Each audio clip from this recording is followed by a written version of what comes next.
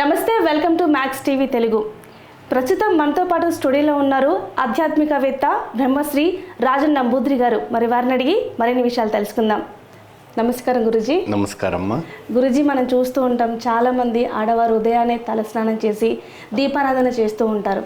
But అనుకోకుండా చాలామందికి సింధూరం కింద పడిపోతూ ఉంటుంది, చాలా కంగారు పడుతూ ఉంటారు. అలా జరగడం వల్ల ఇంటి యజమానికి ఏమైనా ప్రమాదం జరిగే అవకాశం ఉందంటారా? చాలా చక్కని ప్రశ్న వేశారు తల్లి. ముందుగా శ్రీ మహాగణపతి దేవతాభ్యో నమః, శ్రీ లక్ష్మీ సరస్వతి అయి నమః.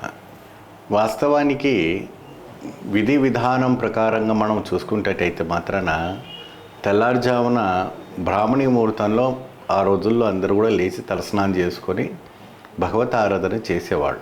ఇప్పుడు ఉన్నవంటి జనరేషన్ ఎవ్రీనే మొత్తం కూడాను ఫాస్ట్ జనరేషన్ అయిపోయింది.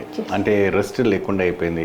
డే లేదు, నైట్ లేదు, ప్రతిరోజు కూడా వర్క్ చేయాలని ఒక ఆరుట, దేనికంటే ధన ప్రాప్తి సంపాదించుకోవాలా, అందరూ బాగుండాలి అప్పుడే.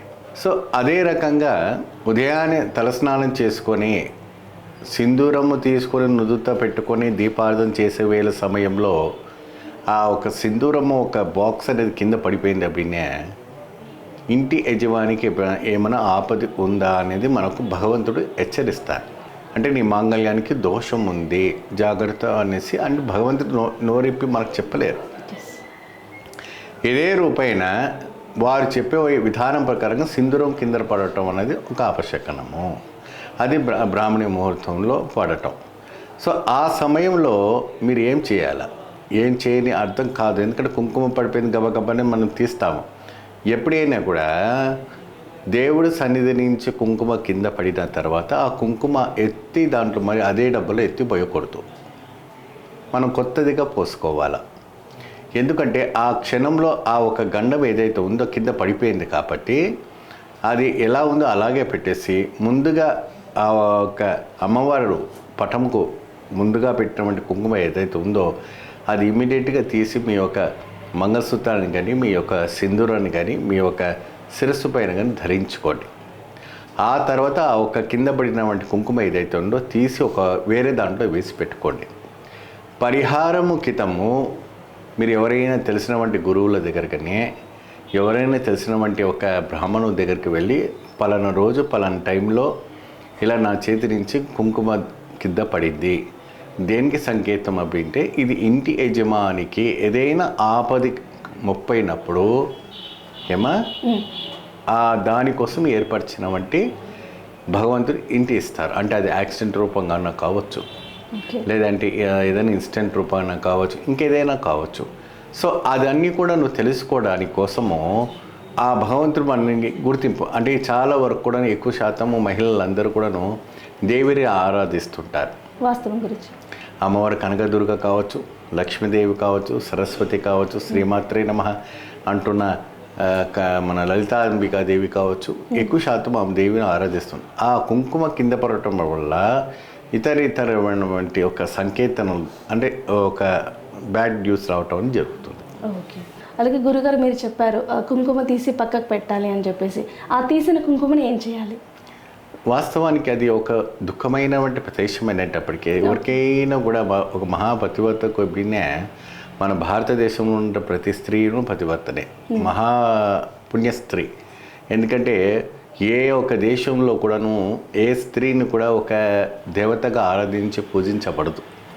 ఇక్కడదా మన హైదరాబాదు కాదు, మన ఇండియాలోనే ఒక విశేషంగా మహిళలకి పూజించబడుతుంది, ఒక ఆదిశక్తిగా భావించి పూజించబడుతుంది. అటువంటి ఒక ఆదిశక్తికి ఆ కుంకుమ కింద పడటం వల్ల ఉండవంటి బాధ చాలా దుఃఖమైనటువంటి ఒక విషయం. చాలా కంగారు పడిపోతూ రోజంతా దాని గురించి ఇలా జారిపోయింది అప్పుడే పక్క వాళ్ళకి, ఎదురు వాళ్ళకి అందరికి కూడా డిస్కస్ అవుతూ ఉంటుంది. సో మీరు కంగారు పడే విషయం ఏం లేదు. ఆ రోజున కుంకుమ పడినదంతా కూడా తీసి నీటిలో నిమజ్జనం చేసినే ఏదైనా మంచి రోజున మంగళవారం కావచ్చు, లేదంటే శుక్రవారం రోజున మంగళ గౌరీ వ్రతం వెంటనే మొదలు పెట్టుకొని ఆ వ్రతము ఒక దినంలో చేయవచ్చును, లేదంటే 3 వారాలు చేయవచ్చును, లేదంటే 5 వారాలు చేయవచ్చును, వాళ్ళ ఒక ఋతుస్రావణాలు బట్టి ఆ మహిళలకి. ఆ మంగళగౌరి వ్రతం చేసిన తర్వాత ఎప్పుడైతే మంగళగౌరి వ్రతము పూర్తి చేసుకున్న తర్వాత 11 మంది ముత్తైదులకి విశేషమైనటువంటి ఒక మీకు శక్తికి తగినట్టుగా భోజనాధానం పెట్టి ఓకే. వారికి ఆశీర్వచనం తీసుకొని వాళ్ళకి పసుపు కుంకుమ ఇచ్చేసిన తర్వాత మీకు విశేషమైనటువంటి ఫలితం వాళ్ళు ఆశీర్వచనం ఇస్తారు. దీర్ఘ సుమంగళి భవ, దీర్ఘాయుష్మాన్ భవ.